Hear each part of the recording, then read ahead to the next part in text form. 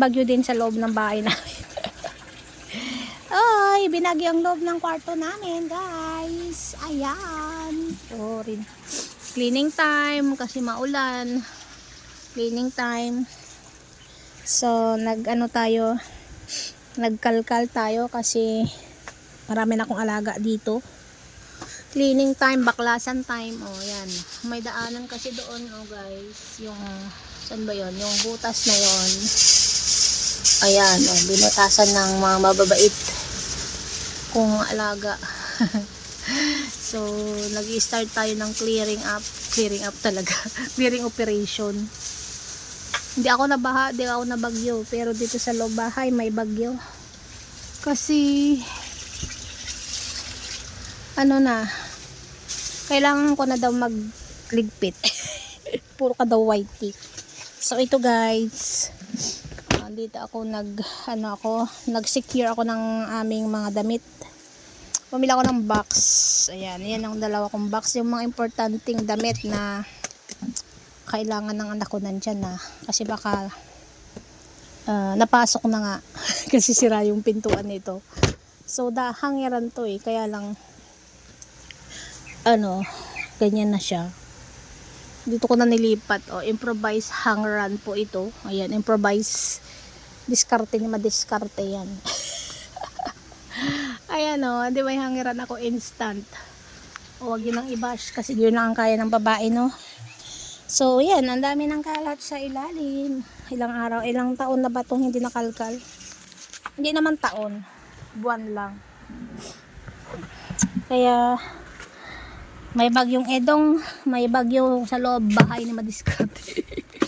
Ayan Bari-bari, apo, tabi-tabi po, mga kaibigan natin dito sa loob. Kailangan natin linisan ang bahay natin para malinis ang ating higaan. So, ito. Ayan. Maglinis. Hindi yung puro white tea. Hindi puro white tea tayo, guys. Start tayo ng maglinis. Actually, sa labas namin, sa doon, dyan sa higaan ko, sa may kusina namin, nalinis ko na yan. So, dito lang talaga sa loob. Ang medyo mahaba-habang process. Kasi madami kaming tambak eh. Tambak ko pa to nung ako'y dalaga pa. Mga gamit ko pa to nung ako'y dalaga. At dalaga na ako ngayon. Ito guys, 19 forgotten tong box na to. Unang-unang bili ni madiskarte ito sa Maynila. Kaya tingnan nyo guys, patunay na matagal na talaga to, nirepaint lang. So ganun sa Maynila guys, hanggat kayang gamitin ang isang bagay at hindi pa naman kailangang bumili, no? So wala man tayong pambili, pagtiyagaan kasi nasa Maynila tayo. Hindi naman pwedeng bilid dito bilid doon kasi hindi naman atin tong bahay na ito. Kung akin sigurong bahay na to ay laging may bago. Joke lang. Hindi, gano'n naman tayo usually sa gamit. Hanggat kayang gamitin at isalba, no? Ganun ang ginagawa ko guys. Ito, unang Durabox din na pangalawang Durabox din na nabili ko to. Single lang yan na may hanger. So, tinanggal ko na yung hanger niyan. Ginawa ko na lang ng ganyan. Pangatlo itong box na to. Pero, usually, ang mga bagong ngayon, suwi pa to mamahal na. Pero, hindi gaano durable. So, ito mga ito, mga old na ito na model. Matagal talaga masira. Makapalang plastic niya.